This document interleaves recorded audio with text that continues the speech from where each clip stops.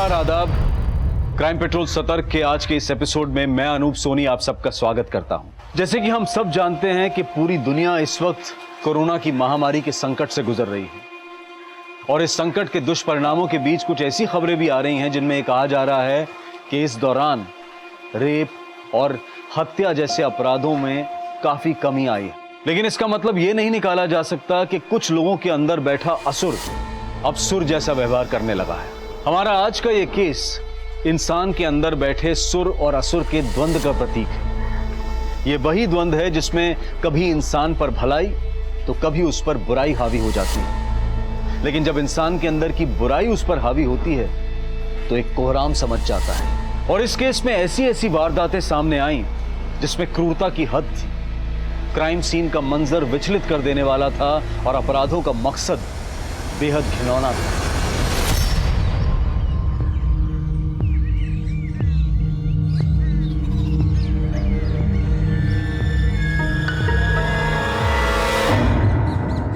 कला, आरती, खुशबू, ये दौड़ एक दूसरे को हराने का परीक्षा नहीं है, तुम तीनों की एकता का परीक्षा है, समझ रहे हो?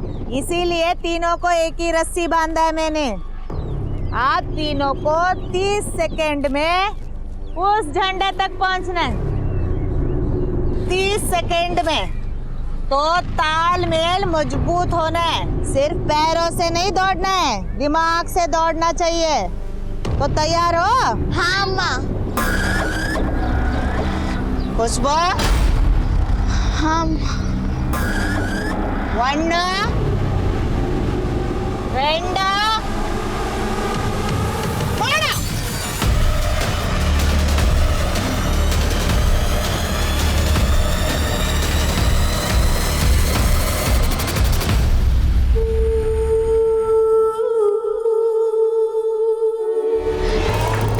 जल्दी आ। नहीं।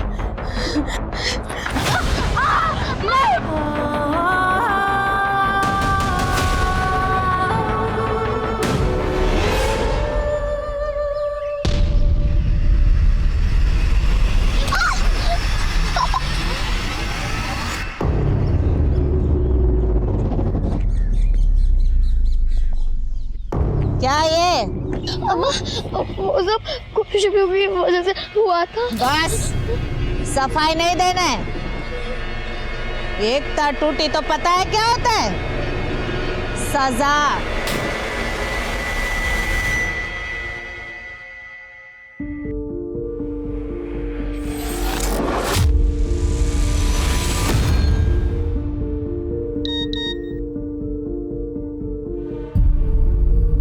ये सजा हमें एक साथ सहनी होगी रिधिमा। भूलना होगा कि हम कभी साथ थे। अब यही सच है रिधिमा।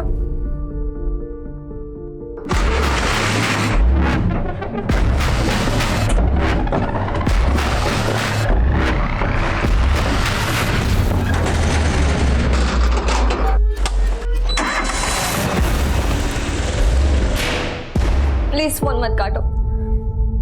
मैं जानती हूँ कि मेरी वजह से बहुत बदनामी हुई है आपकी, लेकिन अब मैं अपनी गलती को सुधारना चाहती हूँ। मैं इस बोझ को लेकर नहीं जी सकती कि मेरी वजह से ये बदनामी हो। रिधिमा,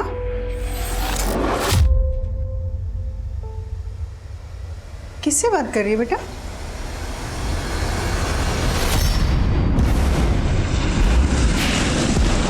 तुमने इतना बड़ा सच मुझसे छिपाया रिधिमा?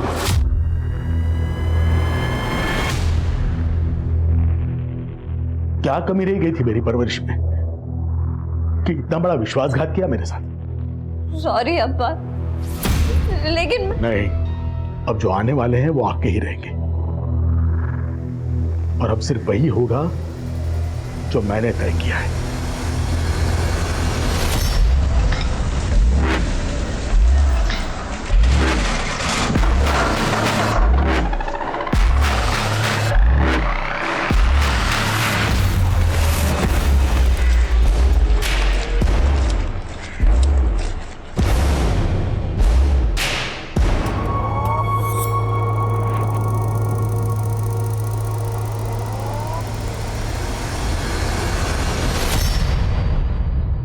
अरे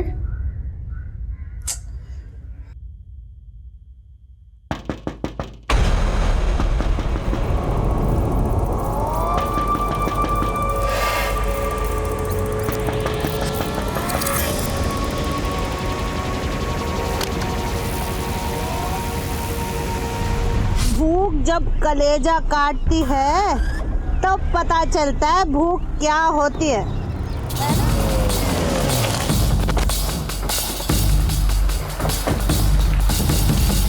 इंस्पेक्टर साहब साहब अंकल मेरे, मैं इधर आया तो दरवाजा खुला था साहब, मैं अंदर आके देखा तो बाहर चलिए, आइए बाहर आइए, बाहर आइए।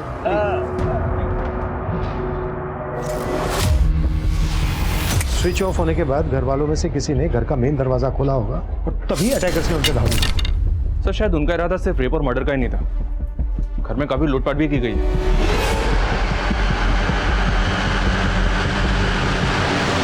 पूरा कबर्ड खाली कर दिया सर। इनफैक्ट घर के किसी भी मेंबर का मोबाइल फोन भी नहीं मिला। अटैकर्स घर का हर छोटे से छोटा कीमती सामान चुरा कर ले गए। हो सकता है सर ये किसी लूटपाट करने वाले गैंग का काम।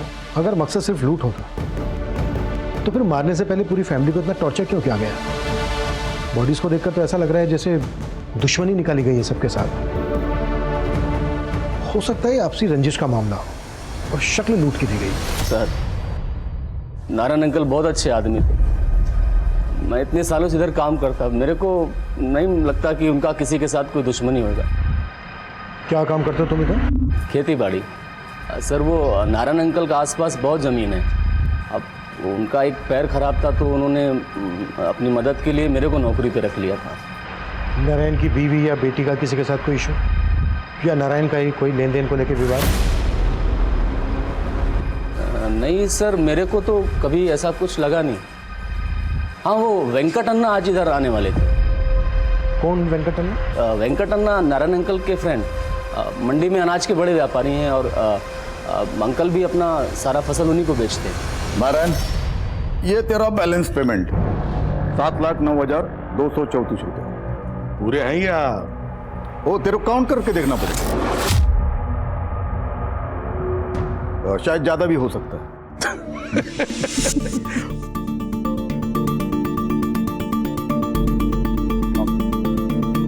Thank you.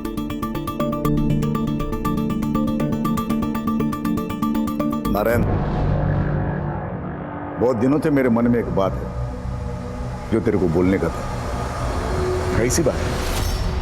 वेंकट अन्ना अपने बेटे बाला की शादी रिधिमा से करना चाहते थे, तो वो लोग आज इधर बात पक्का करने को आने वाले थे और अंकल ने भी मेरे को इसीलिए यहाँ बुलाया था। यहाँ है तो सर आसपास ऐसा कोई विटनेस नहीं मिला जिसने किसी को यहाँ आते जाते देखा। वो सिद्धेश बोल रहा है कि नारायण के दोस्त वेंकट अन्ना और उनका बेटा बाला यहाँ आने वाले थे। उनसे मिलते हैं, शायद उनसे नारायण के बारे में कोई जानकारी मिल जाए।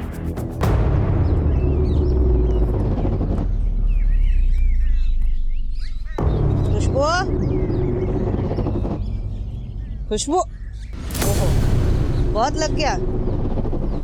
ये ले, रसम पी ले। कल से भूखी है तू। नहीं, ये खून है, मैं नहीं पीऊंगी। खुशबू, ये खून नहीं है, रसम है। रोना बंद करो, मजबूत होने का। P low. रुको, कहाँ भाग रहे हो? रुको, खड़े होके क्या देख रहे हो? जाओ पकड़ो।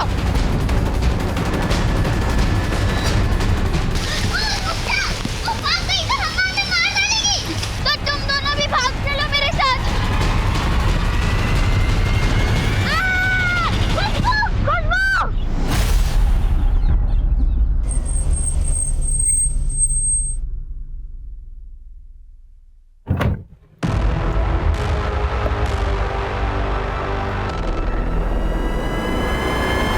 बाला, तेरे को इतना जल्दी मुंबई वापस क्यों जाने का?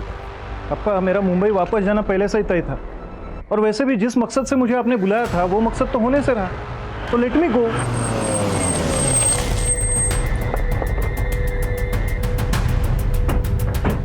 हाँ सर, आप बिल्कुल सही बोल रहे हैं। हमारे मन में हमारे बेटे बाला की शादी नारायण की बेटी के साथ करने का था। इसी के लिए हम कल जाने वाले थे उसके पास, तो अचानक से उसका फोन आया। हाँ नारायण, हम लोग निकल गया है। तुम लोग अभी मत आओ।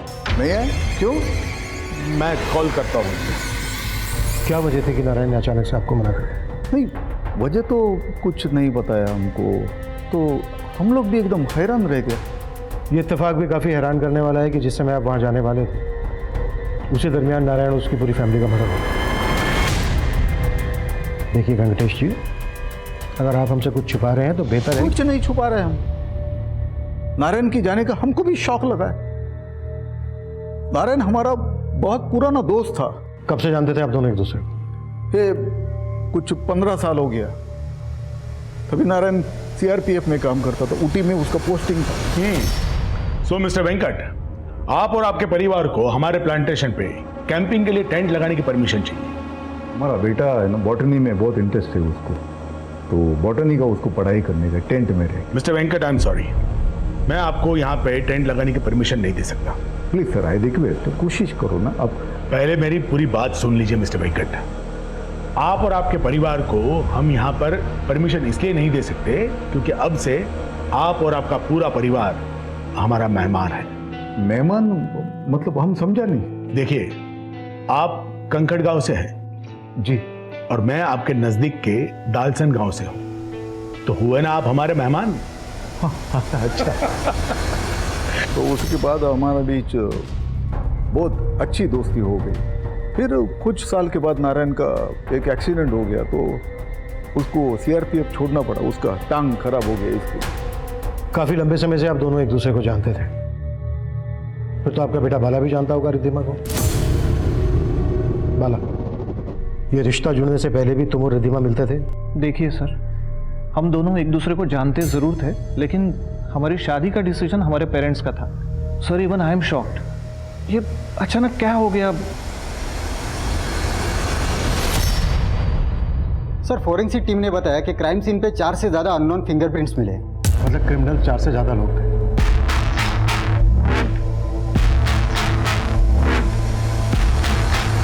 हो सकता है नारायण फैमिली की सुपारी दी गई हो। पॉसिबल है सर, क्योंकि नारायण उस कस्बे का बड़ा जमींदार था और पूछताछ में यही पता चला कि सब लोग उसकी बड़ी इज्जत करते थे। किसी भी प्रकार के विवाद का कोई हिंट नहीं मिला और वेंकट से उसके व्यापारिक रिश्ते भी अच्छे ही थे। और बेटी का रिश्ता पक्का होने से पहले ये कांड हो गया। वजह जरूर कोई बड़ी रही होगी। कपिल, नारायण के सीआरपीएफ के कलीग से भी मिलो, शायद उनसे नारायण के बारे में कोई इंफॉर्मेशन मिल जाए। सर, एक मिनट कपिल, ये नारायण फैमिली के फोटोग्राफ्स में कुत्ता भी दिख रहा है। देखने में काफी फ्रेंडली लग रहा है, शायद पालतू होगा। लेकिन सर, क्राइम सीन पे हमें ऐसा कोई कुत्ता दिखाई नहीं दिया। हाँ, मतलब उस वक्त तो नहीं मिला। सर, नारायण, रिद्धिमा और उसकी मां सुनैना की पोस्टमार्टम रिपोर्ट आ गई है। रिपोर्ट से कंफर्म हो गया है कि रिद्धिमा और सुनैना का गैंग रेप हुआ है। और सर, रिपोर्ट में चौंकाने वाली बात यह भी है कि मर्डर से कुछ ही दिन पहले रिद्धिमा ने अबॉर्शन करवाया। अबॉर्शन? जी हाँ सर। इसका मतलब रिद्धिमा का किसी के साथ अफेयर चल रहा था, पर किसके साथ? अफेयर का तो अभी तक कोई क्लू नहीं मिला सर, लेकिन मर्डर से तकरीबन 30 मिनट पहले रिद्धिमा के फोन से किसी ने उमा नाम की एक औरत को कॉल किया था। ये उमा कोई और नहीं, नारायण के भतीजे सिद्धेश की बीवी है। सिद्धेश की बीवी? जी हाँ सर। और पता चला है कि उमा भी नारायण के यहाँ काम करती थी। उमा भी नारायण के घर में काम करती थी और उस टाइम पर नारायण के घर पर मेहमान आने वाले। इस लिहाज से तो उमा को नारायण के घर पर होना चाहिए था, लेकिन वहां पर हमें मिला सिर्फ सिद्धेश। और सिद्धेश ने भी अपनी बीवी के बारे में हमें कुछ नहीं बताया।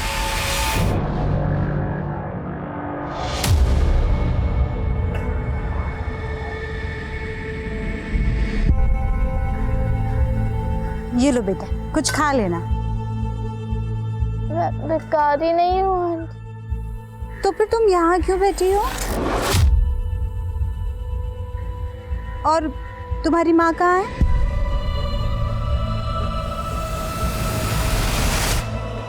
तुम चुप क्यों हो बेटा? तुम्हारे माँ बाप कहाँ हैं?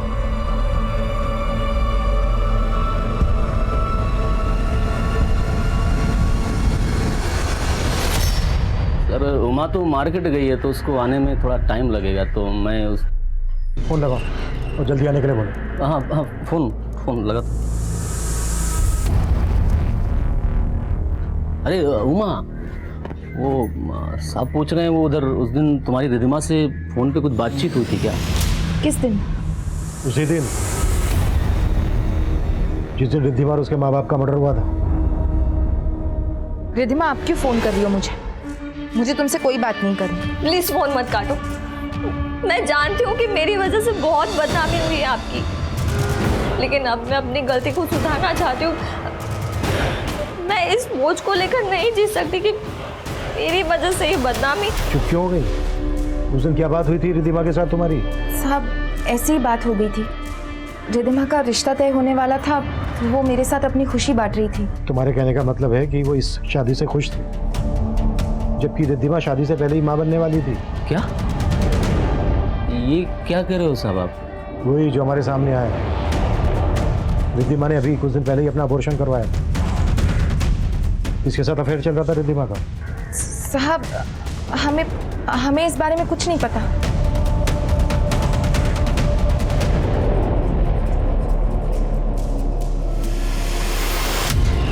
ये नारायण जी की फैमिली के साथ जो कुत्ता है, किसका है? ये तो शेरू है सर, नारायण अंकल का पालतू कुत्ता, लेकिन ये तो खो गया था। कितने दिन पहले खो गया था कुत्ता? ये कुछ 7-8 दिन पहले का बात है सर। नारायण की फैमिली का मर्डर 3 दिन पहले हुआ, और मर्डर होने से कोई 1 हफ्ता पहले उनका कुत्ता शेरू गायब हुआ है। शेरू काफ़ी अच्छी नस्ल का है, रोबिला है। अगर वारदात के वक्त पर यह होता तो वारदात को अंजाम देना इतना आसान नहीं होता। तो आपको लग रहा है सर शेरू का गायब होना भी इन हत्याओं से जुड़ी साजिश हो सकती है? और हमें यह भी पता लगाना है कि रिद्धिमा के पेट में किसका बच्चा है। रिद्धिमा के सभी सोशल अकाउंट खंगालो और आसपास के मैटरनिटी क्लिनिक्स में पता करो कि उसने अबॉर्शन कहाँ पर करवाया है।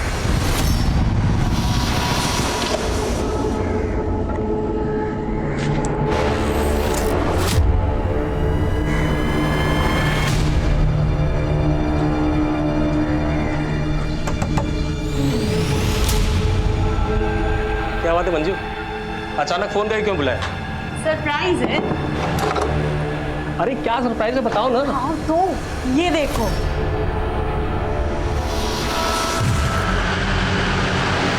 ये है खुशबू, आज से हमारी बेटी।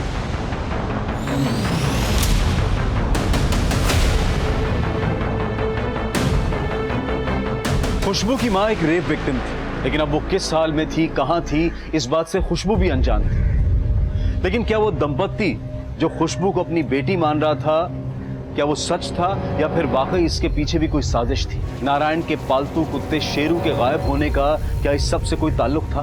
पुलिस उस केस में कई थ्योरीज बना रही थी। रिद्धिमा के अफेयर के एंगल के साथ साथ नारायण और उसकी बीवी से जुड़ी छोटी से छोटी बात पता की जा रही थी। सर सुनैना के कॉल रिकॉर्ड से एक पेट क्लिनिक का नंबर मिला है, जहाँ सुनैना अक्सर शेरू को लेकर जाती थी। वहाँ की वेट सुनैना की बहुत अच्छी दोस्त थी। उसने बताया कि जब एक बार उमा नारायण के घर से जा रही थी तो शेरू ने उसका थैला झपट लिया था। थैले में एक सोने का हार था सर, जिसे उमा चुरा कर ले जा रही थी, और इसी वजह से नारायण ने उसे काम से निकाल दिया था। जबकि उमा हमें अपने काम पे ना जाने की वजह तबीयत खराब होना बता रही थी। इस लिहाज से तो शेरू के गायब होने के पीछे उमा का हाथ भी हो सकता है। हाँ कपिल बोलो। सर, रिद्धिमा ने जिस मैटरनिटी क्लिनिक में एबॉर्शन करवाया था उसका पता चला है। मैं यहीं पे हूँ, और उसका भी पता चला है जिसने उसको एबॉर्शन करवाने में मदद की।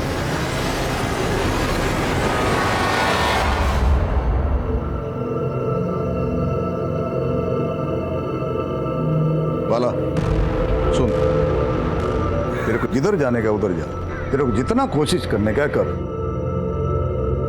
लेकिन ऐसा मत सोचना कि तेरी कोशिशों में तू सफल हो जाए। चंद्रेश, गाड़ी निकल, मुझे फ्लाइट मिस नहीं करना है।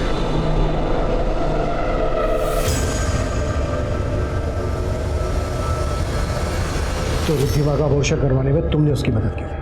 हाँ सर, लेकिन रिद्धिमा के पेट में किसका बच्चा था? वो मैं नहीं जानती साहब। रिद्धिमा तो ये भी नहीं बताना चाहती थी कि वो प्रेग्नेंट थी। वो तो उस दिन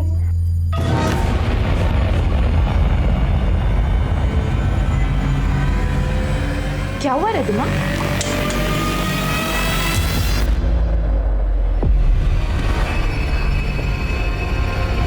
जब मुझे पता चल गया कि वो प्रेग्नेंट, तो उसने मुझे कुछ भी बताने की बजाय सिर्फ इतना कहा कि मैं बच्चा गिरवाने में उसकी मदद करूं। ये बात तुमने मुझसे पहले क्यों नहीं बताई? मैं डर गई थी साहब। अगर आप मुझे गलत समझ लेते तो। उमा, तुम्हें गलत समझने की और भी वजह है हमारे पास। चोरी का इल्जाम लगा था तुम पर। साहब ये झूठ है, मैंने कोई चोरी नहीं की थी। वो हार तो खुद रिधिमा ने मुझे दिया था। ये लीजिए। नहीं रिधिमा, मैं ये नहीं ले सकती। दीदी आपने मेरी इतनी मदद की है, प्लीज मना मत कीजिए, लीजिए ना। और प्लीज किसी को बताना मत। रिधिमा को दिया वादा पूरा करने के लिए मैं बदनाम हो गई साहब। शेरू ने मेरी थैली पर झपट्टा मारा और वो हार मेरी थैली में देखकर सुनैना चाची को लगा। हम लोगों ने तेरे परिवार के लिए इतना सब कुछ किया और तुम मेरे घर में चोरी की? नहीं, मैंने चोरी नहीं की, आप गलत समझ रहे हैं। मैंने रिधिमा के लिए जिल्लत से, क्योंकि उनके परिवार के हम पर बहुत एहसान है साहब। तो इसी जिल्लत का बदला लेने के लिए तुम्हें एक कांड करवाया। तुम्हारा पति भी शामिल था ना इसमें? कहीं ऐसा तो नहीं है कि रिद्धिमा के पेट में तुम्हारे ही पति का बच्चा था? नहीं साहब, आप ये क्या बोल रहे हैं? वो बच्चा तो क्या? रिद्धिमा के पेट में किसका बच्चा था उमा?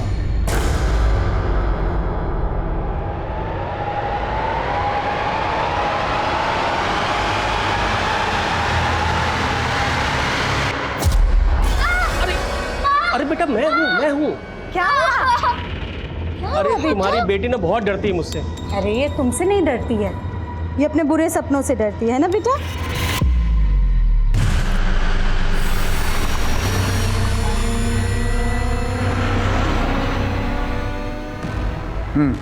पेमेंट का क्या हो गया? मैं बाद में फोन करता हूँ। आप लोग फिर से क्या बात है? वो तो आपका ड्राइवर और आपका भांजा चंद्रेश ही बताएगा। लेके चलो इसे। चल।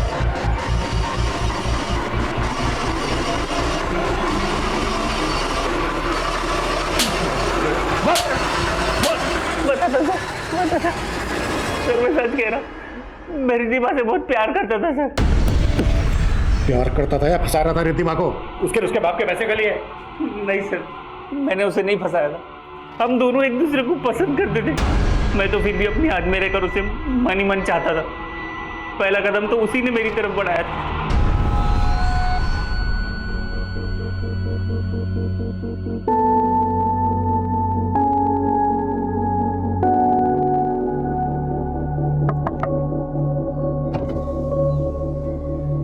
चलो देख लो अच्छे से।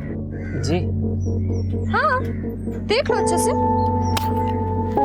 सी अच्छी लग रही है ना? अब तक चोरी चोरी मुझे ठीक से देख नहीं पाए होगे, है ना? नहीं वो मुझे सॉरी। अरे मजाक कर रही हूँ। वैसे मैं मार्केट जा रही हूँ तो ले चलोगे? उसके बाद हम अक्सर मिलने लगे और धीरे धीरे हम दोनों बहुत करीब हो गए।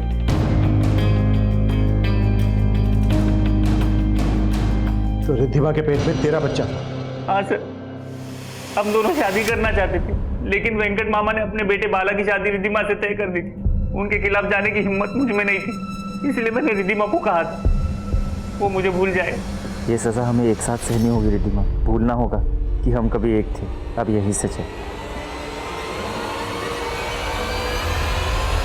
फिर क्या हुआ मुझे नहीं पता। मैं तो खुद हैरान था कि रिद्धिमा के अप्पा ने वेंकट मामा को फोन करके वहां आने से मना क्यों किया। तुम लोग अभी मत आओ। नहीं है? क्यों? मैं कॉल करता हूँ। लेकिन सर मुझे बाला पे शक है सर। अच्छा। बाला के यहाँ आने के बाद मुझे पता चला कि वो ये शादी नहीं करना चाहता था। उसका मुंबई में किसी लड़की के साथ अफेयर था। वेंकट मामा उसकी शादी जबरदस्ती रिद्धिमा से करा रहे थे। तो अपने आप को बचाने के लिए बाला को बीच में घसीट रहा है। मैंने कंफर्म किया सर, बाला का मुंबई में किसी लड़की से अफेयर तो चल रहा है। लेकिन इस चंद्रेश पे भी भरोसा नहीं कर सकते। चंद्रेश और बाला इन दोनों की बैकग्राउंड चेक करनी पड़ेगी। पता लगाना पड़ेगा कि ये दोनों ये कांड कर सकते हैं क्या। जी सर। नारायण के सीआरपीएफ टाइम के दोस्तों से मिले? जी सर, पर फिलहाल वहाँ से कोई काम की इन्फॉर्मेशन नहीं मिली है। नगर पालिका में भी उनके कुत्ते शेरू की फोटो शेयर की थी, पर वहाँ से भी शेरू जैसे किसी कुत्ते की कोई डिटेल नहीं मिली। कहना मुश्किल है सर, शेरू के गायब होने का इस केस से कोई कनेक्शन है भी या नहीं।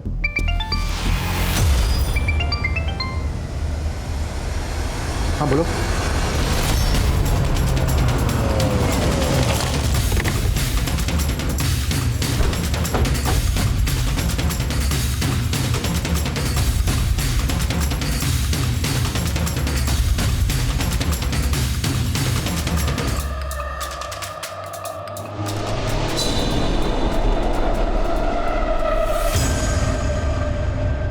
बाहर गई थी साहब। लता घर पर अकेली थी।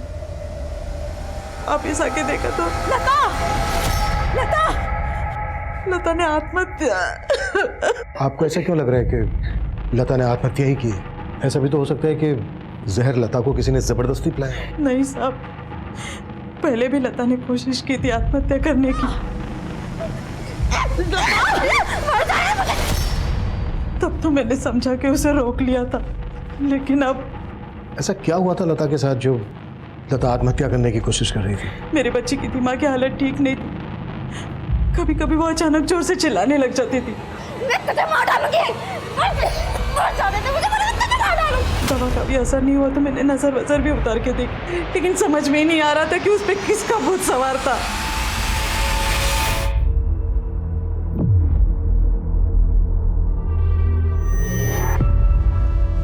क्या लगता है तुम्हें, ये सब करने से वो मुझसे डरना बंद कर देगी?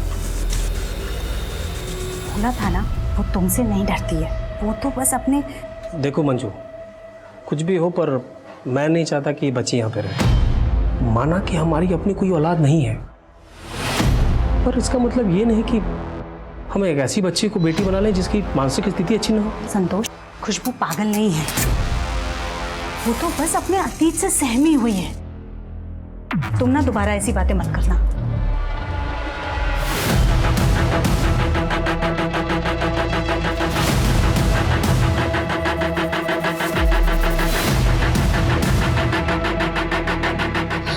चिल्लाना मत, समझी?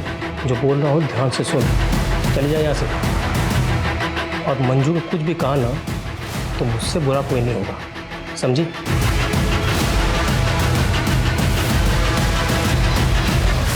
सर, लता नाम की जिस लड़की ने सुसाइड किया था, ये उसकी पोस्टमार्टम रिपोर्ट है। लता की मौत फिनाइल की पॉइजनिंग से हुई थी, लेकिन सर रिपोर्ट के मुताबिक लता को काफी लंबे समय से मोलेस्ट किया जा रहा था। मोलेस्ट? लेकिन लता की माँ ने तो कहा था कि लता की दिमागी हालत ठीक थी। हो सकता है सर लता की माँ हमसे कुछ छुपा रही है। थाने बुलाओ लता की माँ को, बात करते हैं।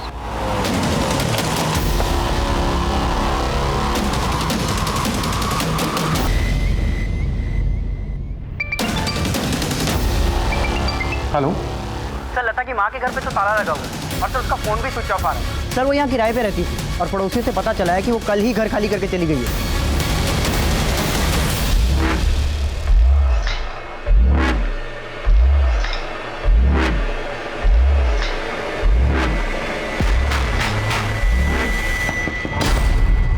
अभी अभी लता के मकान मालिक से बात की मैंने, पर उससे कोई इन्फॉर्मेशन नहीं मिली। लेकिन हाँ सर, लता और उसकी माँ 2 महीने पहले ही वहाँ किराए पे रहने के लिए आए थे। इससे तो यही मतलब निकलता है कि लता की माँ पहले से जानती थी कि लता मोलेस्टेशन का शिकार हो रही थी। शायद हमारे सवालों से बचने के लिए वो गायब हो गई। लता की माँ बसंती के गायब होने की कई अटकलें लगाई जा रही थी, लेकिन लता और उसकी माँ के बैकग्राउंड के बारे में कोई भी पुख्ता जानकारी नहीं मिल पा रही थी। तो क्या बसंती किसी डर के कारण गायब हो गई थी, या फिर उसके गायब होने के पीछे कोई और ही रहस्य था? वहीं नारायण के परिवार की हत्या के केस में सिद्धेश और उमा के बाद पुलिस चंद्रेश, बाला और यहां तक के वेंकट पर भी शक कर रही थी। लेकिन नारायण के कुत्ते शेरू के गायब होने की पहेली अब भी पहेली बनी हुई थी, और तभी एक और वारदात सामने आई।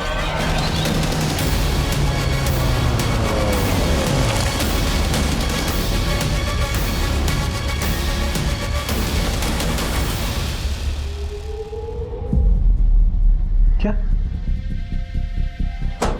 मेन स्विच ऑफ था सर। इस घर में भी मेन स्विच घर के बाहर है, और नारायण के घर का मेन स्विच भी घर के बाहर था। मर्डर से पहले नारायण के घर का भी मेन स्विच ऑफ किया गया था।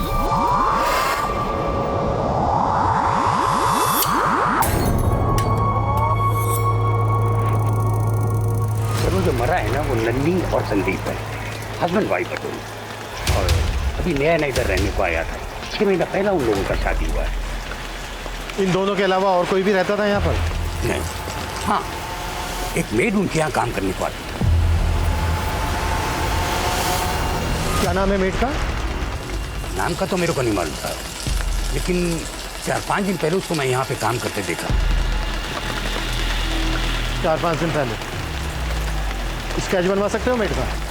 बनवा सकता था, कोशिश करेगा, कोशिश।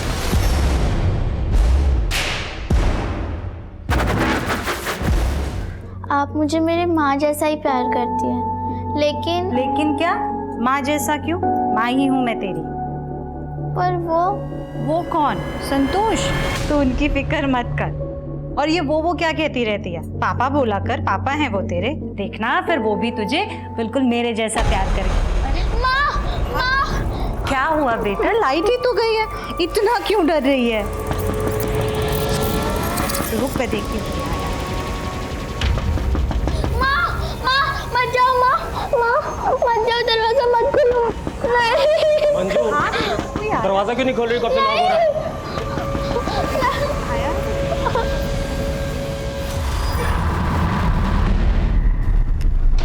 सर, यही वो औरत है जो उस कपल के यहाँ काम करती थी।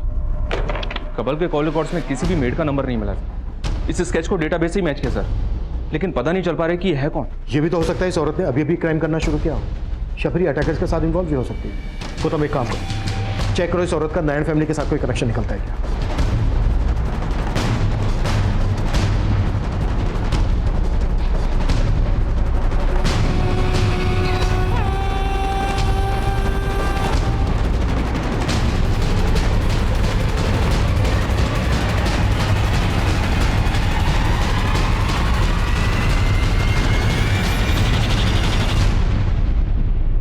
औरत को तो मैं जानता सर। ये जब अंकल ने उमा को घर से निकाला तो इधर काम मांगने को आई थी।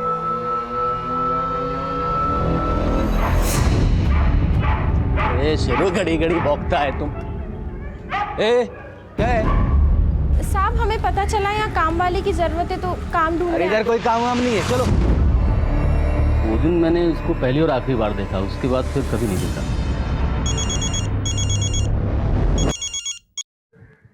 हेलो, क्या? सब मैं मंजू से मिलने आई थी। अंदर देखा तो मंजू और उसका पति था।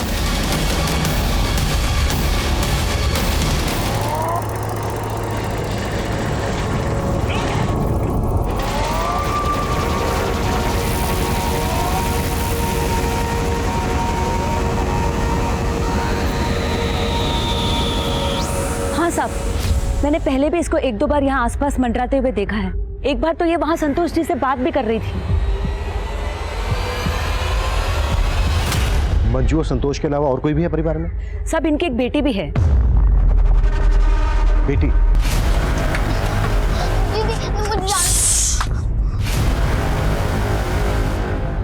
सब यही है खुशबू, जिसे मंजू ने गोद लिया था। कहाँ से गोद लिया था उन्होंने खुशबू को? सब वो तो नहीं मालूम। सर, अभी तक जितने भी केसेस सामने आए उनमें अटैकर्स ने फैमिली के किसी मेंबर को नहीं छोड़ा है, लेकिन इस कपल की बेटी गायब है, क्योंकि अडॉप्टेड थी। और यहाँ किसी को मालूम तक नहीं है कि इस कपल ने बच्चे को अडॉप्ट कहाँ से किया था।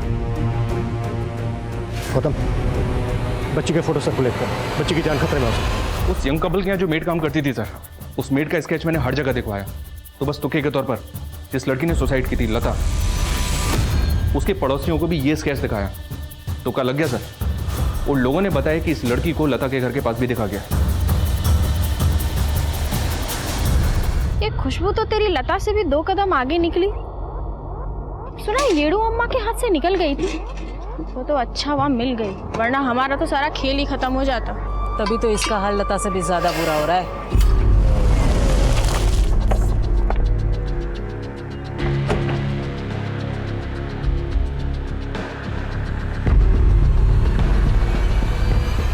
सर, अलग अलग एरिया से 2 केसेस और मिले हैं जहां पे कुछ सेम पैटर्न से क्राइम हुआ था। उन 2 घरों में अलग अलग 2 बच्चियां मेड का काम कर रही थी, जो वारदात के बाद से ही गायब है। बच्चियां? जी हाँ सर, ये हैं वो 2 बच्चियां। और सर, इस केस की इन्वेस्टिगेटिव टीम से हिंट मिला है कि ये काम बांडूपलिया गैंग का हो सकता है। बांडूपलिया गैंग? जी हाँ सर। और सर, बांडूपलिया गैंग का एमओ भी हमारे केसेस से मिलता जुलता है। ये लोग भी रेकी के लिए अपनी बच्चियों और औरतों का इस्तेमाल करते हैं। टारगेट के दिन घर की बिजली काट देते हैं, फिर मेल विक्टिम्स की गला काटकर हत्या कर देते हैं। साहब, ये बच्ची तो मंजू मैडम को यहीं पे मिली थी, कुछ लोगों के साथ बैठकर भीख मांग रही थी। साहब, मुझे तो आश्चर्य तब हुआ जब मैंने ये सुना कि मंजू मैडम ने आदिवासी लड़की को गोद लिया है। आदिवासी की बच्ची? हाँ साहब, कलसान जंगल के पास आदिवासी झुग्गियों में मैंने इसे पहले भी देखा है। एक दूसरे का चेहरा क्या देख रहे हो? जल्दी करो। 1 2 3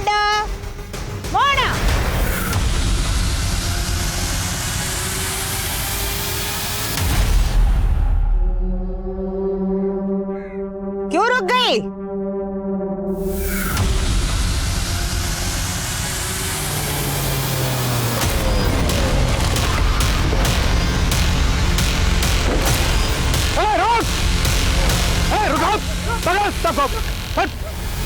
चल चल डालो सबको गाड़ी में। चल चल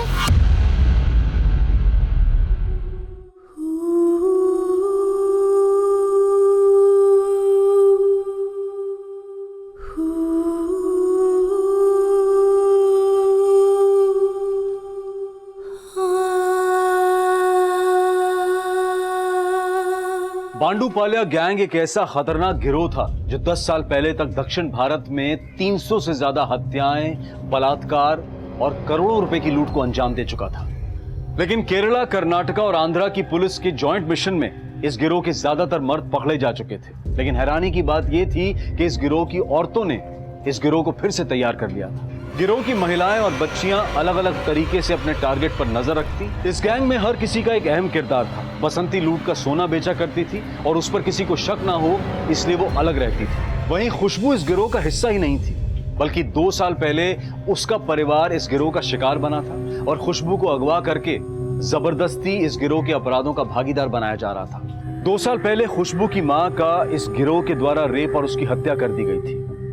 अपनी मां को खोने के बाद उसने मंजू को भी खो दिया था, जो सही मायनों में उसे अपनी बेटी मान बैठी थी। खुशबू अब अनाथ है, लेकिन उसकी देखभाल और उसके इलाज की जिम्मेदारी एक एनजीओ ने उठाई है। देखते हैं हमारे आज के एपिसोड की दूसरी कहानी।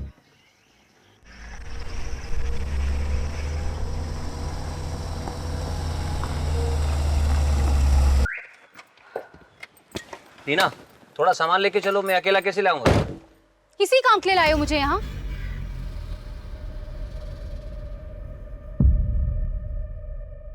लीना, लीना, चिल्लाओ मत कितन, और कुछ काम तो ऐसा करो कि मुझे भी लगे कि मेरा कोई पति है। लीना स्टॉप इट, सुनो, लीना।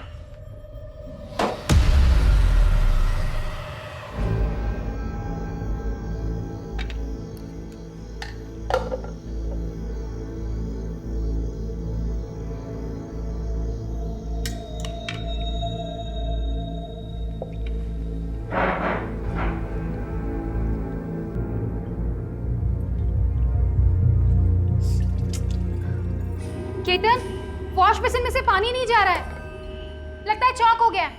आके देखो ना। तुम्हें दिखाई नहीं दे रहा मैं खाना खा रहा हूँ? तुम्हें ज्यादा परेशानी है तो खुद ठीक कर लो, मेरे पीछे मत पड़ो। 2 वक्त चैन से खाना भी नहीं खाने देते। अरे खाओ, जी भर के खाओ, मैं तो कह रही हूँ सुबह तक खाते रहो।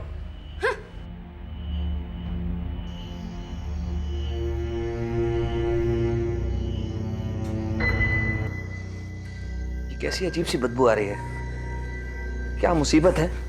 चैन से सो भी नहीं सकते।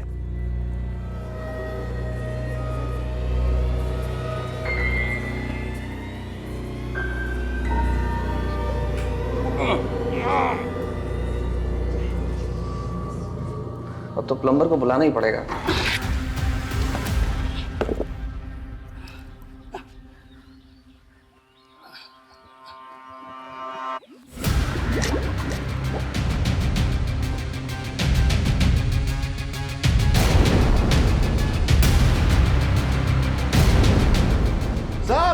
साहब जल्दी है साहब।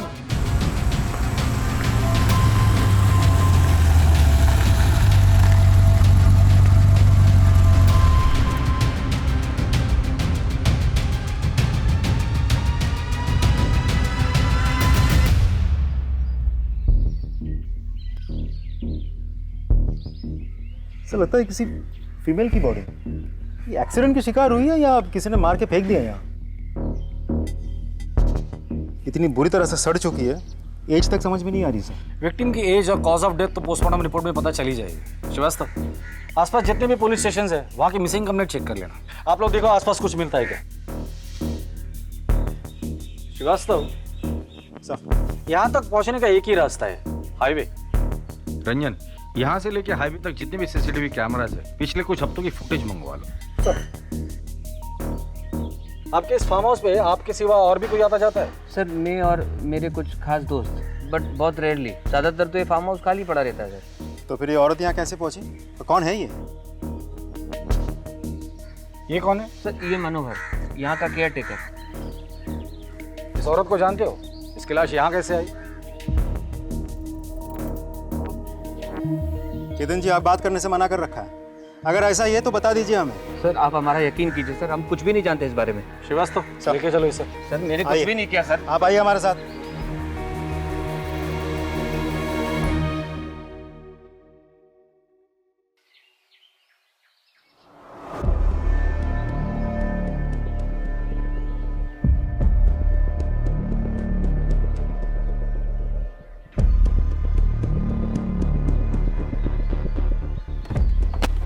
क्या तांग झांक कर रही? जा अपना काम कर, निकल यहां से।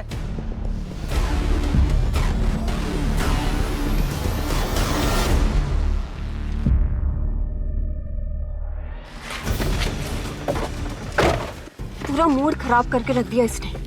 अब देखना, ये ऑफिस में जाकर ना हमारी चुगली करेगी। अगर इसने चुगली करी ना तो मैं स्मिता की ना बैंड बजा दूंगा। तू चिंता मत करता रहा। चिंता नहीं, मुझे गुस्सा आ रहा है सुरेंद्र। ज्यादा होशियार बनती जा रही है आजकल ये। बात बात पर मेरी गलतियां निकालती है। ये तो अखिलेश सर अच्छे हैं, इसकी बात पर भरोसा नहीं करते, वरना। अरे तू इसके बारे में ज्यादा मत सोच, मैं इसे देख लूंगा।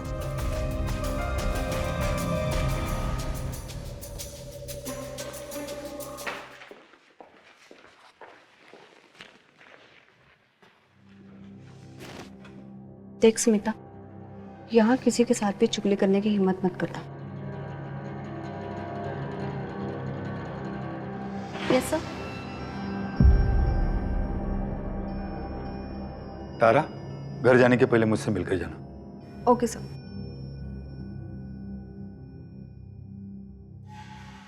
सभी देशवासियों को जनता कर्फ्यू का पालन करना है।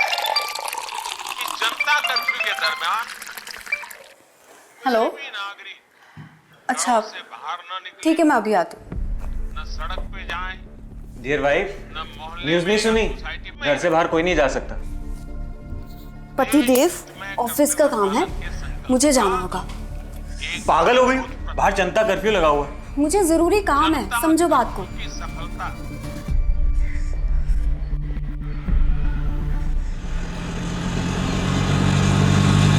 ऑटो भैया प्लीज आगे तक लेकर चलेंगे, बहुत जरूरी काम है।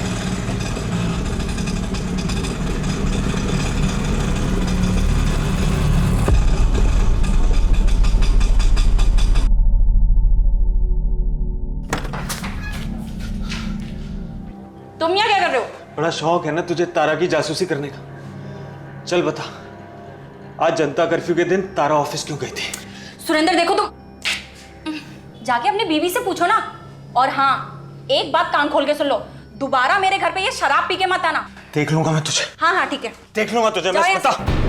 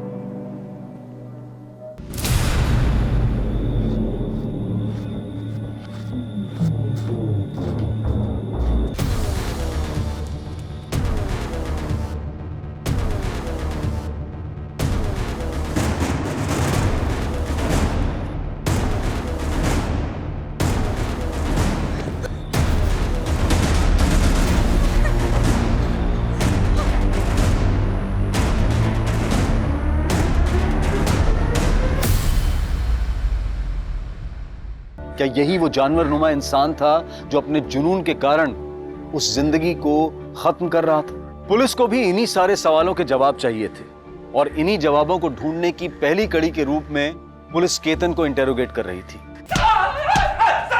मुझे कुछ नहीं पता सर। लेकिन हमें पता है कि तुझे बहुत कुछ पता है। सर मेरा यकीन करिए सर, मुझे कुछ नहीं पता सर। मुझे यकीन सिर्फ इन दोनों पर है। अगर ये दोनों अपने पर आ जाए ना तो मुर्दों से भी सच उगलवा लेते हैं। तू तो अभी जिंदा है। चल बोल।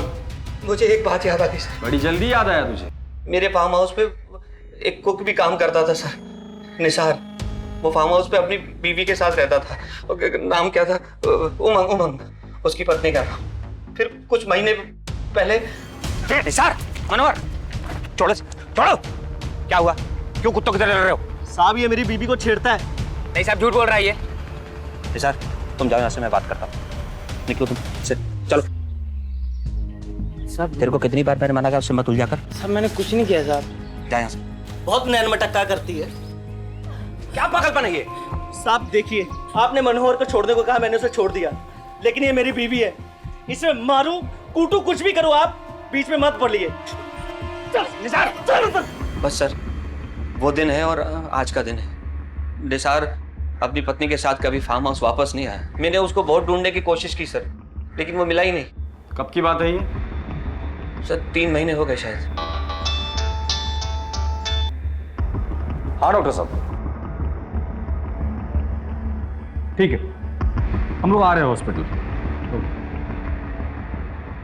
जब तक फॉरेंसिक की रिपोर्ट नहीं आती इसे यही रहने दो।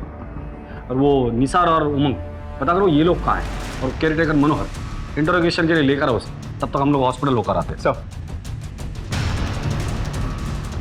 हेलो डॉक्टर साहब, रिपोर्ट्स रेडी है?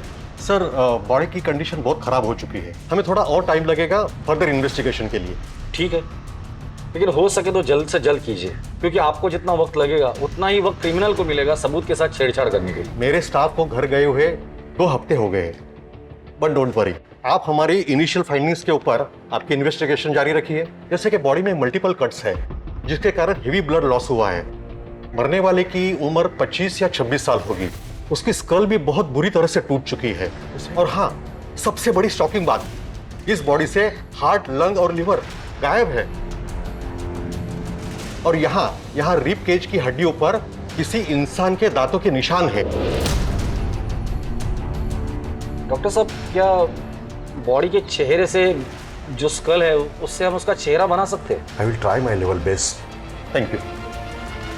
इंसान के दांतों के निशान? श्रीवास्तव, कहीं अपराधी कोई नरभक्षी तो नहीं है? कि जिस तरह से पुलिस के सामने पोस्टमार्टम की रिपोर्ट आई थी और उन्हें ये पता चला था कि महिला के शरीर के कुछ अंग गायब हैं, तो पुलिस के लिए ये एक शॉकिंग न्यूज थी। क्या उनका सामना एक नरभक्षी से होने वाला था? सर, हमें फार्म हाउस से कुछ दूरी पर एक सीसीटीवी मिला है। उसमें कार दिखाई दे रही है। उसका नंबर है MP0932JK। ठीक है, आरटीओ से ओनर का पता निकालो। जी सर। MP0932JK।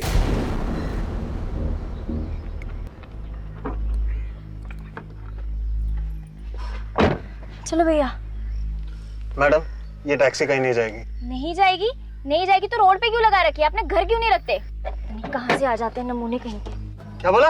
ए रुक रुक रुक, क्या बोला तूने? नमूने क्या बोला? हाँ रुक।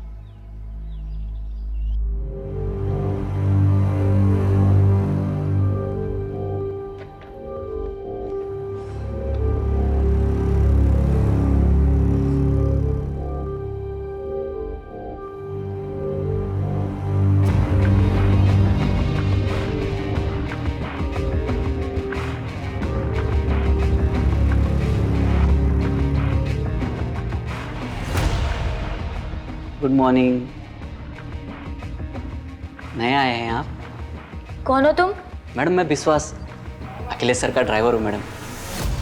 ये क्या हुआ मैडम आपके हाथ को? दिखाइए, मैं बाम लगा देता हूँ। पीछे हटो, मैं खुद कर लूंगी। मैडम लगा देते ना बाम।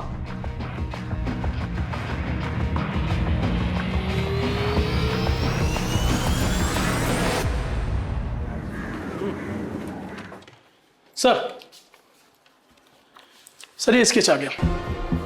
सर ये हमने विक्टिम का 3/4 फेस बनाने की पूरी कोशिश की है, क्योंकि उसका जो ब्रोन स्ट्रक्चर था उसके हिसाब से इतना ही मैच हो पाया। ठीक है, जाइए। सर एक इन्फॉर्मेशन है सर। बोलो। सीसीटीवी फुटेज में हमें जो गाड़ी दिखी थी उस गाड़ी की डिटेल्स मिल गई है।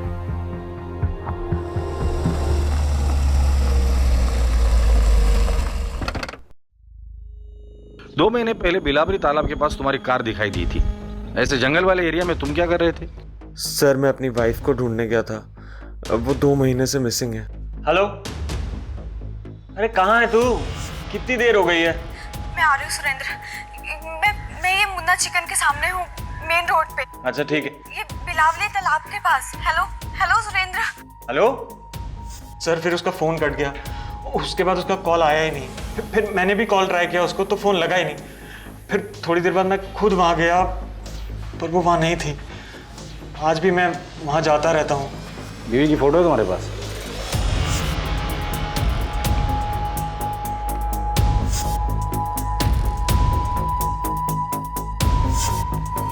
सर सिमिलर तो है लेकिन लगता नहीं कि यही है। क्या हुआ सर? दरअसल उस तालाब के पास हमें एक औरत की लाश मिली है। सर मेरी बीवी तारा सिर्फ गायब हुई है, उसके साथ ऐसा कुछ उल्टा सीधा नहीं हो सकता। तुम इतने यकीन के साथ कैसे कह सकते हो? और अगर वो गायब है तो तुमने जाके पुलिस स्टेशन में रिपोर्ट लिखवाई थी? हाँ सर मैंने लिखवाई थी, पर फिर मैं पुलिस स्टेशन नहीं जा पाया और वहाँ से कोई फोन भी नहीं आया। तुम्हारी बीवी तारा का किसी के साथ झगड़ा था या दुश्मनी थी? सर उसकी बहन चंदा से उसका हमेशा झगड़ा रहता था। यहाँ क्या करने आई है तू? तुझे ये कहने आई हूँ कि अब देवास वाला घर तू मेरे नाम कर दे।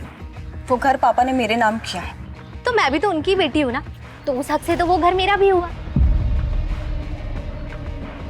अगर हक होता ना तेरा तो पापा तुझे जरूर तेरा हिस्सा देते। चुपचाप वो घर मेरे नाम कर दे, वरना सोच लेना तू। वरना क्या करेगी? तुझे ऐसी मौत मारूंगी ना कि तेरी रूह भी कांप जाएगी, और तेरे मरने के बाद तो प्रॉपर्टी मेरे नाम खुद ब खुद हो जाएगी। तू मेरी बीवी को मारेगी? समझती क्या है तू अपने आप को? वो तो तुम दोनों बहुत जल्द समझ जाओगे। बस सर चंदा उसे ऐसे ही धमकी देती रहती थी। मैं तो परेशान हो गया था उनके झगड़ों से, यहाँ तक कि मैंने तारा को कह दिया था कि चंदा को प्रॉपर्टी दे दे, लेकिन तारा को अपने पापा के घर से एक इमोशनल लगाव था, इसलिए उसने मेरी बात नहीं सुनी। हालांकि सर इस प्रॉपर्टी के लिए चंदा ने कोर्ट केस भी किया है जो पिछले साल से चल रहा है। तारा वो केस जीतने भी वाली थी। हो सकता है सर चंदा ने कुछ किया हो।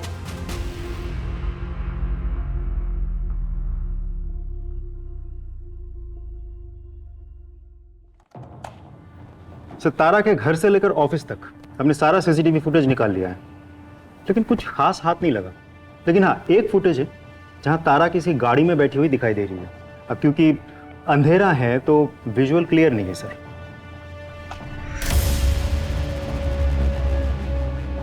ड्राइवर का चेहरा दिखाई नहीं दे रहा है। Yes sir. ना ही गाड़ी का नंबर।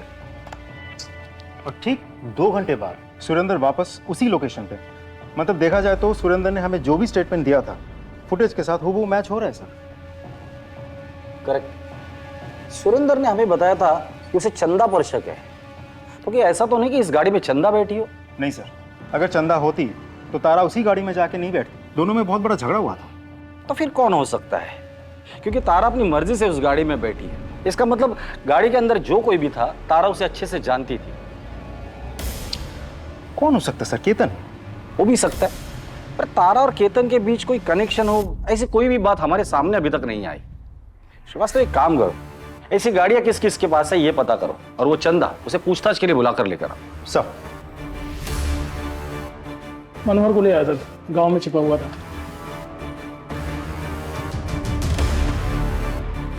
बोल मनोहर। साहब मुझे यहाँ क्यों लाया साहब? साहब मैंने कुछ नहीं किया साहब। वो उस दिन फार्म हाउस में लाश मिली ना, तो मैं थोड़ा सा घबरा सा गया था, तो इसलिए मैं अपने घर भाग गया था। मनोहर, जिस लाश की तू बात कर रहा है ना, उस लाश का हार्ट, लीवर और लंग तीनों गायब है। अब सिर्फ इतना बता दे, वो लाश किसकी थी और किसने मारा था उसे? नहीं साहब, मैं वहाँ काम करता था साहब, मैंने कुछ नहीं किया साहब। ये निसार और उमंग वो कैसे गायब हो गए? सच बता, वो लाश उमंग की है ना? तूने मारकर उसे वहां छुपा दिया था ना? क्या किया रे उस बॉडी पार्ट्स का? मैंने कुछ नहीं किया, बस उससे थोड़ी सी हमदर्दी थी, गाली भी देता था साहब। बस उमंग ना उन सारी बातों से ना परेशान रहती थी, तो वो बस अपना मन हल्का करने के लिए वो सारी बातें मुझे बताती थी। अच्छा, तेरा ये जो मालिक है केतन और उसकी बीवी लीना, इनके ताल्लुकात कैसे? वैसे तो ठीक ही है, मतलब उन दोनों के बीच में टेंशन चलते रहता है। केतन आखिरी बार फार्म हाउस पे कब आया था? हाँ, करीब 2.5 महीना पहले। सब वो एक औरत को लेकर आए थे। आखिर तुम मेरे पीछे पड़ी क्यों? तुम्हें समझ में नहीं आता एक बार? हमारा ये रिश्ता अब नहीं चल सकता। बस जो होना था वो यहां तक हो गया। बार बार मैं तुम्हें एक बात को नहीं समझा सकता। अगर तुम समझती क्यों नहीं, लीना को पता चल जाएगा तो वो मुझसे दूर हो जाएगी, मेरा नुकसान हो जाएगा। तुम क्या बोलूं तुम्हें मैं।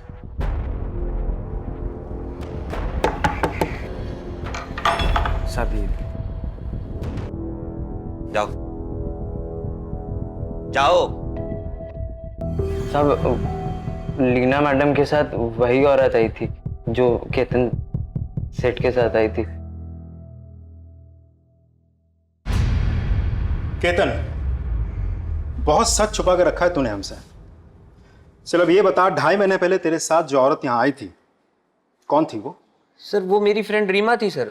मेरा फार्म हाउस खरीदना चाहती थी इसलिए मेरे साथ थी। और अब वो कहाँ है? पता नहीं सर, हमारी डील होने वाली थी फिर बात बनी नहीं। एक्चुअली काफ़ी टाइम से मैं अपनी फ्रेंड रीमा सहानी के टच में नहीं हूँ सर। सुना है किसी स्कॉलरशिप के बाद वो कोई यूनिवर्सिटी चली गई है, मगर हाँ कुछ महीनों पहले तक वो हमारे फार्म हाउस के प्लांट में बहुत इंटरेस्टेड थी। कोई बोटेनिकल रिसर्च कर रही थी शायद। आई एम श्योर केतन ने कुछ किया होगा। इस श्योरिटी की वजह? रीमा मिली तो मुझे इग्नोर करने लगा था और आई एम श्योर कोई और मिली होगी, इसीलिए उसे रास्ते से हटा दिया। ये सब ब्लडी कैसेनोवा 2.5 महीने पहले रीमा को लेकर आया था सर वो यहाँ। आप अपने पति पर नजर रखती थी? रखनी पड़ती है सर। और उस नजर का नाम मनोहर था? जी नहीं, मैंने एक प्राइवेट डिटेक्टिव हायर किया था, उसी ने मुझे ये सब कुछ बताया। वैसे आपकी पूछताछ पूरी हो गई हो तो क्या मैं जा सकती हूँ? जा सकती है, लेकिन हमारे परमिशन के बगैर शहर छोड़कर मत जाइए। जरूरत पड़ेगी तो दोबारा बुला लूंगा। सर केतन और लीना दोनों के पास ही रीमा को हटाने का मोटिव था। मुझे तो लगता है इन दोनों में से किसी ने रीमा को मारा होगा। नहीं श्रीवास्तव, 3 औरतें गायब हुई है, उमंग, रीमा और तारा, और लाश हमें सिर्फ एक औरत की मिली और मुझे लगता है वो शायद तारा की है। तो क्या सर उन दोनों का भी खून हुआ है और उसमें भी यही 2 इन्वॉल्व है? लेकिन सर मोटिव क्या हो सकता है? पता नहीं सर, सब कुछ बहुत उलझ सा गया है। श्रीवास्तव यही उलझन तो हमें सुलझानी है। हमें बस उस एक सिरे की तलाश है जो हमें कातिल तक लेकर जाएगा, और वही सिरा हमें दिखाई नहीं दे रहा है। उस चंदा को बुला कर लाओ। साहब मेरी बहन तारा तो मिसिंग थी, फिर उसकी लाश। जता तो ऐसे रही हो जैसे बहन गायब होने का बहुत बड़ा दुख हुआ है तुम्हें। हाँ साहब, इसीलिए तो मैंने उसकी मिसिंग कंप्लेंट कराई थी, ना कि उसके पति सुरेंद्र ने। मिसिंग कंप्लेंट तुमने लिखवाई थी? हाँ सर, ये देखिए मेरे पास उसकी कॉपी भी है। इसमें नाम तो तारा सेंगल का है। हाँ साहब, ये उसका शादी से पहले का नाम है।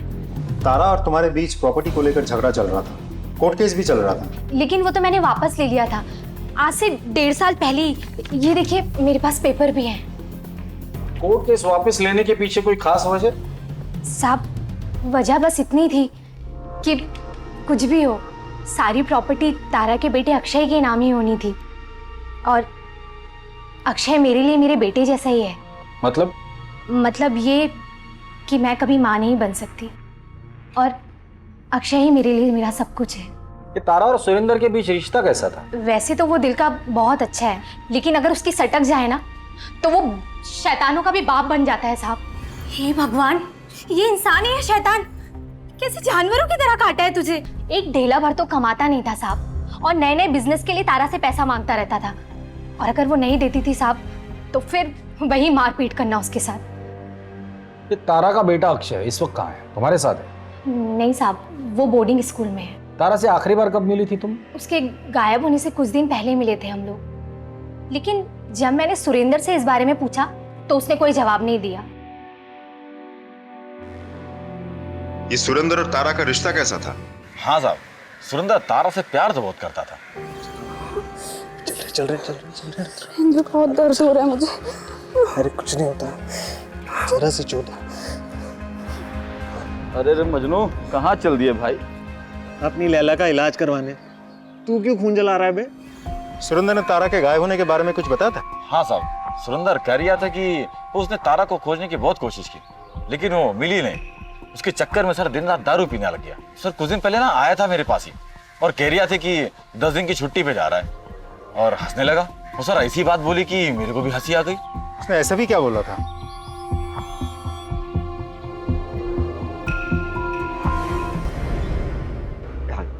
डैड मुझे वो शर्ली को घर छोड़ने जाना है, प्लीज आपकी कार मिलेगी?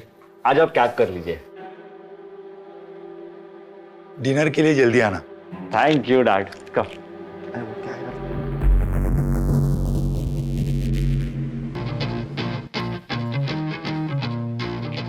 मीना, थोड़ा वॉल्यूम तो कम करो। नहीं होगा बंद, इसको सुनने से शांति मिलती। शांति खामोशी में मिलती। नहीं होगा बंद। और आपको जहाँ शांति मिलती है ना, आप वहाँ जाइए। और तुम जहानुम में जाओ, देखता हूँ मुझे कहाँ शांति मिलती है।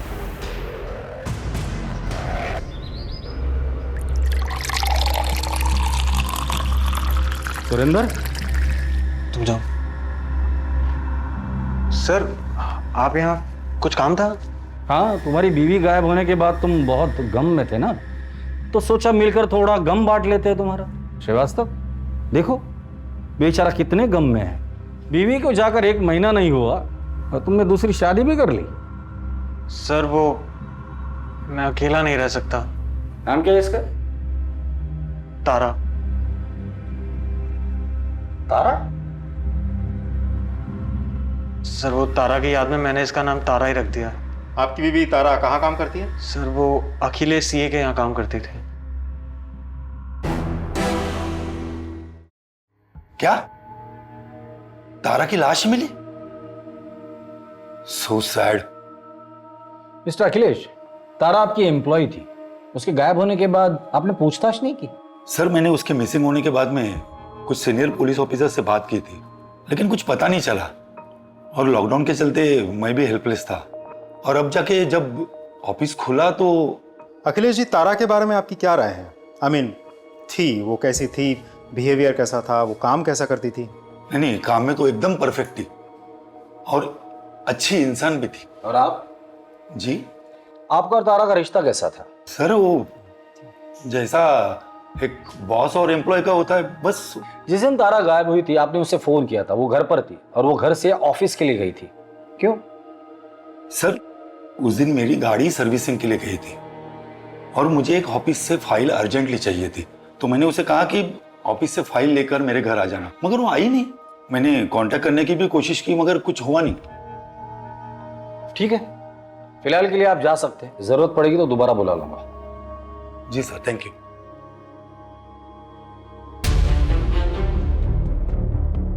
सर, एक बात मुझे समझ में नहीं आई, वो फाइल इतनी भी क्या अर्जेंट थी कि अखिलेश ने तारा को जनता कर्फ्यू के दिन ऑफिस भेजा था? हाँ सर, जब वो ऑफिस से काम खत्म करके घर जा चुका था, फिर उसे अचानक से फाइल की याद क्यों आई? बात किसी फाइल की है ही नहीं। इस अखिलेश ने हमें आधी कहानी बताई है, बात कुछ और ही है। Extra marital affair sir? हो सकता है। हाँ, लेकिन इंसान के दांतों के निशान भी तो हमें बॉडी पे मिले थे, उसका क्या? और एक्स्ट्रा मैरिटल अफेयर के साथ नरबख्शी का क्या कनेक्शन हो सकता है? बहुत स्ट्रेंज केस है सर। अखिलेश के ऑफिस और घर के आसपास उसके बारे में पूछताछ करो और उसका वो ड्राइवर उठाकर लेकर आओ उसे। वो जरूर कुछ ना कुछ तो जानता होगा जिससे हमें इस केस की लीड मिल जाएगी।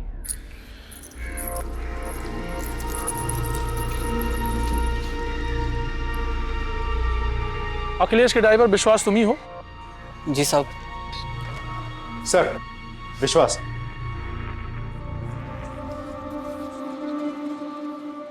बैठ। तारा को जानता है? जानता हूँ ना साहब, हाल ही में अपन उसके बस्ते में रहने के लिए गए साहब। हालांकि ये बात किसी को मालूम नहीं है, अखिलेश साहब को नहीं मालूम है। क्या हुआ साहब? हुआ तो बहुत कुछ है, फिलहाल तो इतना बता दे, अखिलेश और तारा के बीच रिश्ता कैसा था? सिर्फ मालिक और नौकर थे या और कुछ? सर, कई बार लगता तो था उन दोनों में कुछ चक्कर है। अखिलेश साहब की पत्नी मीना मैडम को भी उन पर शक था, कई बार सवाल भी पूछती थी। तुम्हारी हिम्मत कैसे हुई मुझे मेरे पति के केबिन में जाने देने से रोकने की?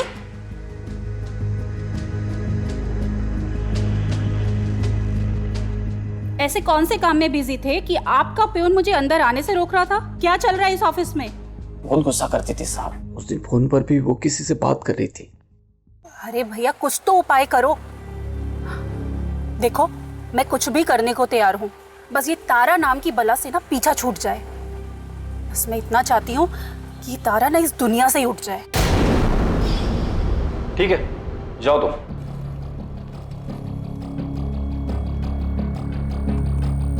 सर, कहीं ऐसा तो नहीं कि मीना ने अपने पति को वापस पाने के लिए तारा का खून करवाया और बाद में ये नरभक्षी वाला एंगल डाल दिया ताकि हम सब कंफ्यूज हो जाए। हो सकता है, क्योंकि कोई भी औरत अपने पति को दूसरे के साथ देख ले तो जलन तो होगी, और बदले की आग में वो किसी भी हद तक जा सकती है। तुम चंदा और तारा के केस डिटेल्स निकालो, मुझे लगता है हमें मीना से भी बात करनी होगी।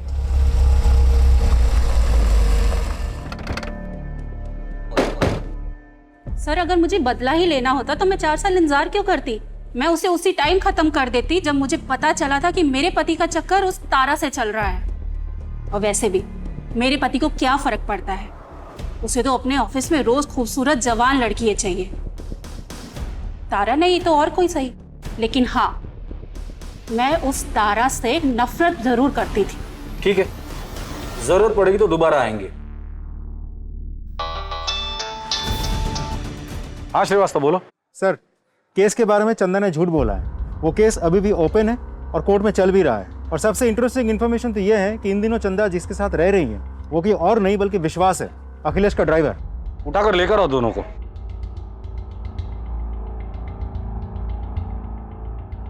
तुम दोनों ने बहुत कहानियां सुनाई मुझे, अब मुझे असली कहानी सुननी है। साहब, मैंने केस वापस ले लिया था, लेकिन विश्वास ने बोला कि केस वापस चला दे।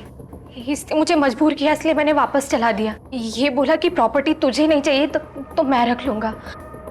मैं इससे प्यार करती हूँ साहब, इसलिए मना नहीं कर सकी।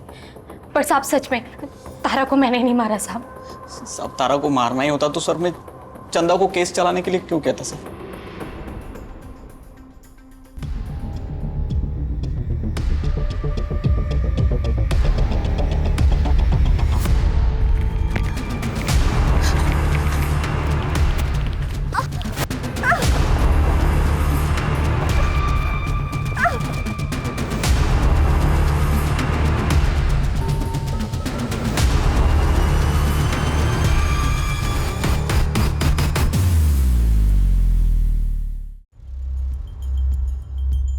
इस केस में कई सस्पेक्ट हैं। तारा का पति सुरेंद्र, जो तारा से बहुत प्यार जताता है, लेकिन तारा के मरने के बाद वो तुरंत दूसरी औरत से शादी कर लेता है। चंदा, कई अफेयर्स करने के बाद अब उसका अफेयर अखिलेश के ड्राइवर विश्वास के साथ चल रहा है, और अपने बहन के साथ उसका प्रॉपर्टी का केस भी चल रहा है। अखिलेश की बीवी मीना, जिसे तारा और अखिलेश के अफेयर के बारे में पता था और वो तारा से बहुत नफरत करती थी। केतन और लीना, जिनके फार्म हाउस पर तारा की लाश मिली थी। ये निसार और उमंग, ये कपल अभी भी गायब है। और सर, इस सब के बावजूद तारा उस फार्म हाउस वाले एरिया में क्यों गई थी? सर, कहीं ऐसा तो नहीं कि वो किसी और से मिलने गई थी? शायद केतन या लीना से, या फिर किसी और से। या तो इन सस्पेक्ट में से कोई नरभक्षी है, या फिर कोई हमें गुमराह करने की कोशिश कर रहा है। हेलो, क्या?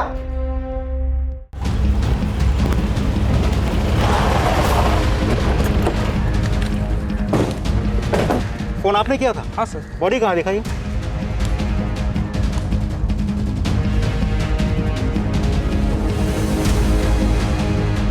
हटाओ सब।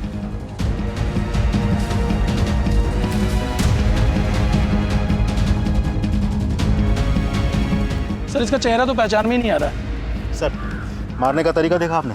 इसे भी बिल्कुल तारा की तरह ही मारा गया है। आस पड़ोस में लोगों से पूछताछ करो, किसी ने कुछ देखा है या नहीं। सर, बॉडी को पोस्टमार्टम के लिए भेज दो।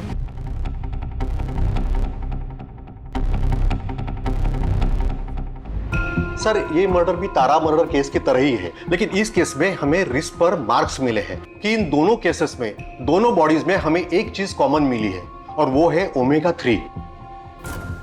ओमेगा 3 तो स्टेरॉइड है जो अक्सर जिम जाने वाले लोग लेते हैं। इसका मतलब कातिल जो भी है वो जिम फ्रीक आदमी। उसे ड्रग्स और स्टेरॉइड की भी आदत है। वो अपनी बॉडी बनाने के लिए बहुत सारे अननेचुरल सप्लीमेंट्स और स्टेरॉइड के यूज करता होगा। Thank you very much doctor. Sir, Nisar की बीवी उमंग का पता चल गया है सर, वो पास के ही गांव में है। सब मेरा पति निसार बहुत शक्की था। उसके रोज रोज के शक से, उसकी मारपीट से तंग आके मैं ये अनजान गाँव आ गई ताकि कोई मेरे तक पहुंच ना सके, और सब खास करके तो वो निसार। जब तुम फार्म हाउस पे थी तो केतन और लीना के अलावा और कौन आता था फार्म हाउस पर? सब मेम साहब के अलावा उनके खास दोस्त आते थे। और कोई नहीं आता था? और हाँ सर, एक बार जब फार्म हाउस पे कोई नहीं था तब एक आदमी आया था। ये फार्म हाउस किसका है? केतन साहब का। उनकी पत्नी का नाम क्या है? लीना मैडम। एज क्या होगी? लेकिन आप कौन है और ये सब क्यों पूछ रहे हैं? जी शायद मैं उन्हें जानता हूँ, so just confirming. By the way, आपका नाम क्या है? आप भी बहुत खूबसूरत हो, तुम फूल की तरह। लेकिन उसके बाद मैंने उसको कभी नहीं देखा था। जब तुमसे उसने मेम साहब के बारे में पूछा तो तुमने सारी इन्फॉर्मेशन दे दी उसे। अब वो इतने प्यार से पूछ रहा था साहब, तो मैं मना नहीं कर पाई। लीना जी, हमने सुना है कि कोई था जो आपसे मिलने के लिए बहुत डेस्परेट था, आपसे जान पहचान बढ़ाने के लिए उसने कोशिश भी की थी। कुछ याद आया? नहीं? कोई बात नहीं, मैं लेडी कांस्टेबल को बोल दूंगा, वो आपकी याद ताजा कर देगी। हाँ, थोड़ा सा दर्द होगा लेकिन याद जरूर आ जाएगा। मैं एक आदमी से मिली थी सर, उसे मैंने फार्म हाउस के बारे में बताया था। अब सुनिए। जी कहिए। क्या ये आपका सेल फोन गिर गया? जी नहीं, मेरा सेल फोन तो मेरे पास है। अच्छा बाय द वे, ये फार्म हाउस आपका है? जी हाँ। बहुत खूबसूरत है। Thank you. बिल्कुल आप ही की तरह। वो bye the way, I am Suraj. If you don't mind, क्या मैं एक दो पल आपके साथ चल सकता हूँ? वो क्या है ना कि मैं यहाँ पे नया आया हूँ, तो I am looking for a good company. उसके बाद हम 2 बार और मिले। कमाल है लीना जी, आप ऐसे किसी भी अजनबी के साथ। एक्चुअली सर, मैं अपनी मैरिड लाइफ में खुश नहीं थी और इनके बारे में मैं आपको बता चुकी हूँ। वो आदमी बहुत ही इम्प्रेसिव था और किसी से 2 पल हंसकर बात करने की खुशी को मैं रेसिस्ट नहीं कर पाई। बट कुछ दिनों बाद हम लोग फार्म हाउस से चले गए थे। मैं अपने काम में बिजी हो गई और उसके बाद मैं उससे कभी नहीं मिली। नंबर है उसका? जी नहीं। चेहरा तो याद होगा। श्रीवास्तव, स्केच आर्टिस्ट को बुला, उसका स्केच बनाने में हमारी मदद कीजिए। जाइए।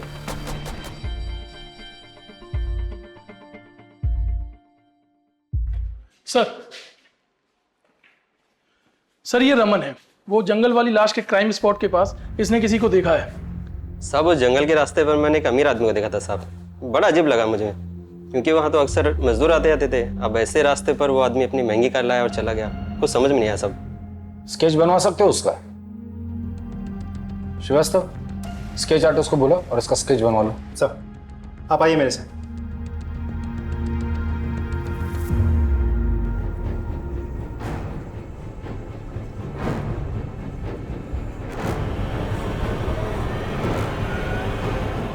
तीनों स्केच तो एक ही आदमी के हैं। ये तो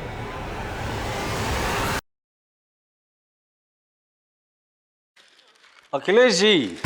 सर आप बैठिए बैठिए बैठिए। यहीं से गुजर रहा था, सोचा आपसे मिलकर चला जाओ। अरे कहाँ ये घास फूस खा रहे हैं आप? अरे हाँ, लॉकडाउन था ना, नॉनवेज मिला नहीं होगा आपको। हाँ सर, सॉरी मैं कुछ समझा नहीं सर। समझाता हूँ। अखिलेश जी, आपने हमें बताया कि आपने तारा को ऑफिस भेजा था फाइल लेने के लिए, क्योंकि आपकी गाड़ी सर्विसिंग के लिए गई थी। पर आपने ये नहीं बताया कि आप गाड़ी सर्विसिंग से वापस लेकर भी आए थे। अखिलेश जी, शर्ली कहाँ है और उसका बॉयफ्रेंड, मतलब आपका बेटा, वो कहाँ है? बेटा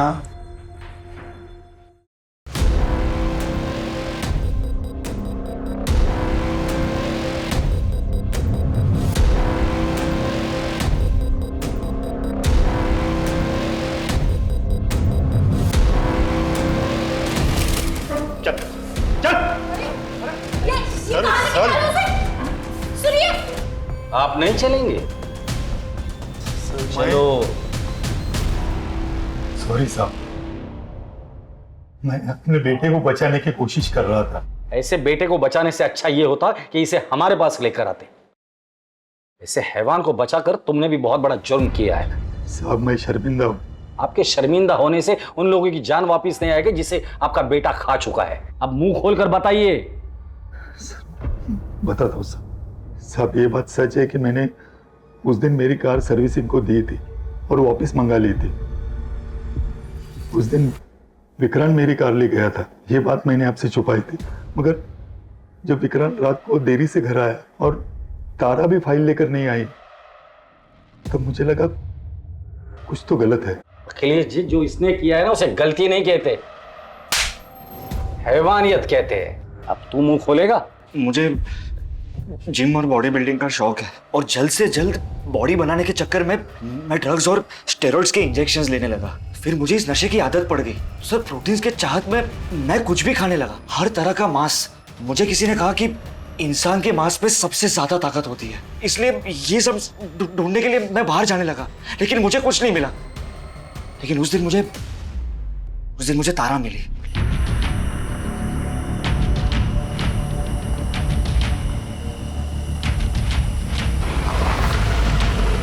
अरे तारा, कहाँ जा रही हो? आपके घर जा रही हूँ। ये फाइल आपके पापा ने मंगवाई है। आओ बैठ जाओ, मैं घर ही जा रहा हूँ, तुम्हें छोड़ देता हूँ। ओके। वो जैसे ही गाड़ी में बैठी, पता नहीं मैं आउट ऑफ कंट्रोल हो गया और उसे फार्म हाउस की तरफ ले जाने लगा, लेकिन उसने ऐतराज किया। ये आप कौन से रास्ते से जा रहे हैं सर? ये रूट गलत है। नहीं, सही रास्ता है। मैं काफी बार इस रास्ते से गया हूँ, डोंट वरी। नहीं सर, देखिए मुझे ना कुछ भी ठीक नहीं लग रहा है। आप मुझे यहीं छोड़ दीजिए, मैं घर खुद चली जाऊंगी। प्लीज आप गाड़ी रोकिए और ये फाइल आप अपने पापा को खुद ही दे दीजिए।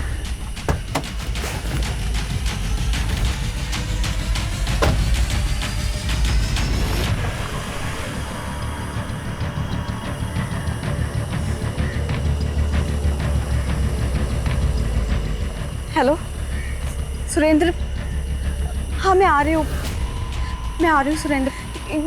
मैं ये मुन्ना चिकन के सामने हूँ, मेन रोड पे, ये बिलावली तालाब के पास। तुम्हें मेरे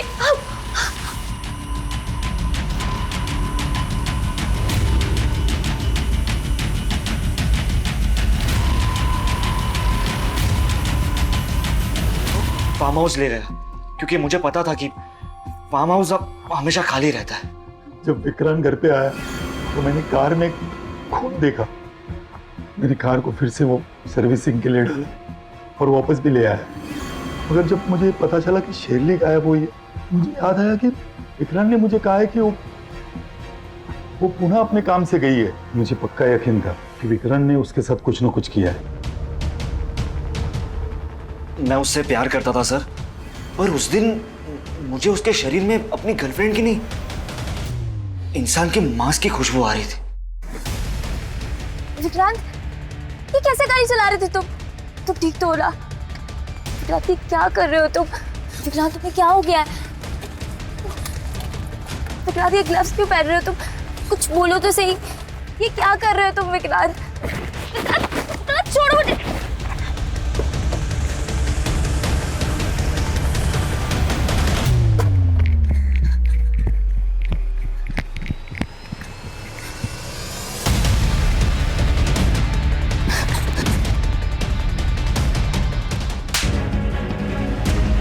इंसान नहीं, एक नरभक्षक है, नरभक्षक।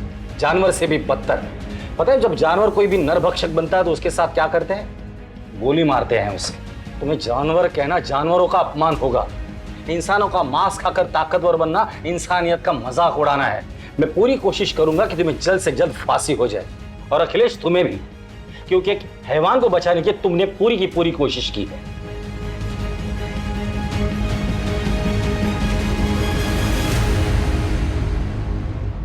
ये समय हम सब के लिए आत्म परीक्षण का समय है, एक सबक सीखने का समय है, ताकि हम अपने अंदर की कमजोरियों को जान सकें और उन्हें दूर करने की पूरी कोशिश करें।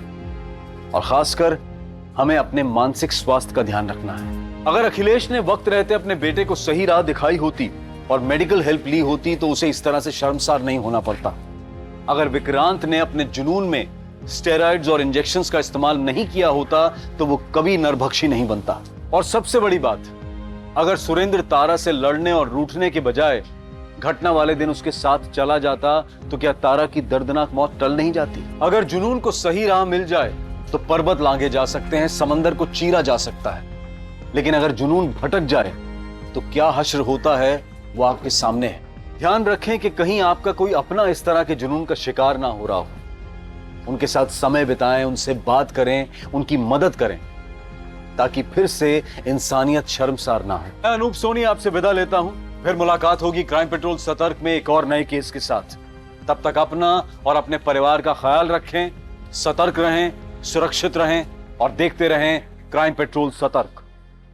जय हिंद। क्राइम पेट्रोल्स के और भी दिलचस्प कहानी देखने के लिए हमारे चैनल को सब्सक्राइब करें और बेल आइकॉन दबाना न भूलें।